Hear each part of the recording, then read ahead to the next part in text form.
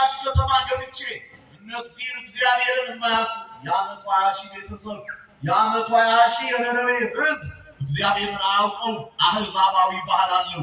ስለነዚህ ሰዎች እግዚአብሔር ምሕረት ቢያደርግ እኔ ውሸተኛ እባላለሁና ከእግዚአብሔር ሐሳብ እቀራለሁ ብሎ በልቡ ሐሳብ በእግዚአብሔር ላይ ተለወጠ።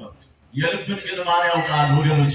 እግዚአብሔር ያውቃል። ስለዚህ ጥቂት እንደተባዘ እግዚአብሔር በአሳን በሪዮድ አሳልፎ ሰጥቶ አሁን ምዕመና መጽሐፍ ቅዱስን በነገራችን ላይ መጽሐፍ ቅዱስን በስጋዊ አይን አይቶ አንድ ሰው በአሳን በሪዮድ 3 ቀን 3 ሌሊት ቆየ ብሎ ማሰብ በስጋ አይን አይቻልም። ለእግዚአብሔር ግን የሚሳነው ነገር አረበሉ የሚሳነው ነገር የለም።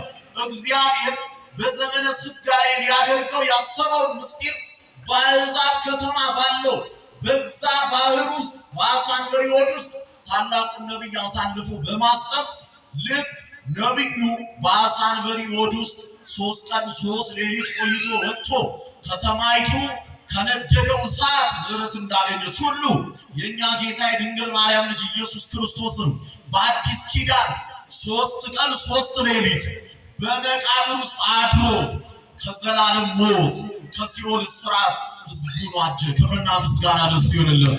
ገና በነቢያት ያሳየን ነበር፣ ግን የነቢዩ ሐሳብ በእግዚአብሔር ሐሳብ ተመዝኖ የነቢዩ ልብ በእግዚአብሔር ልብ ተመዝኖ ቀሎ ተገኘ። እግዚአብሔር ያወደደው ነገር ነው።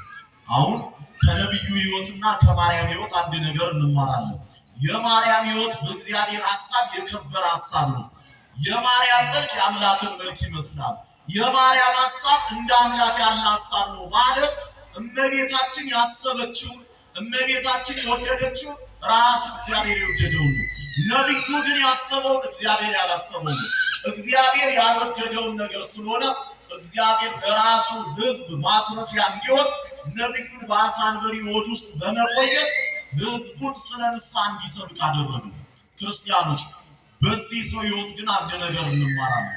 አያችሁ ቅዱሳን ጽድቃቸው ድላቸው መስማቸው በአንድ እግሩ ሲያዩት አለ 6 ክንፉ ተክሊኛ አባት እርሱ ሳይወዛነው ይናገር ደራስቦ ለኪዮን ሲናረድ ንፍረት ተከናንቦ ገድሞ ታምራቱ እጅግ ብዙ ነው። ጣዖትን አዋርዶ ተሸለመው በጀት ተክለ ሐዋርያ አባ ተክለ ሃይማኖት ኢትዮጵያ በካህናት መካከል ከወይነ ተክልዬ መጣው ከገዳም ልሳለም ብዬ ኢትዮጵያ ቅዱስ አባ ተክለ ሃይማኖት ወልደ ዋህድ ብለህ መድረቱን ቅድስና ገድሉ ታምራቱ እጅግ ብዙ ነው። ጣዖትን አዋርዶ የተሸለመው የተዋሕዶ ኮከብ ተክለ ሐዋርያ አባ ተክለ ሃይማኖት ከኢትዮጵያ የባረከው ውሃ የረገጥከው መሬት ጥላ ያረፈበት ሆኗል ጸበልነት ሆና ተመልክቶ ድውያን ሲፈቱ ይሰብካል ተክልዬ ዛሬም ታምራቱ ብዙ ነው።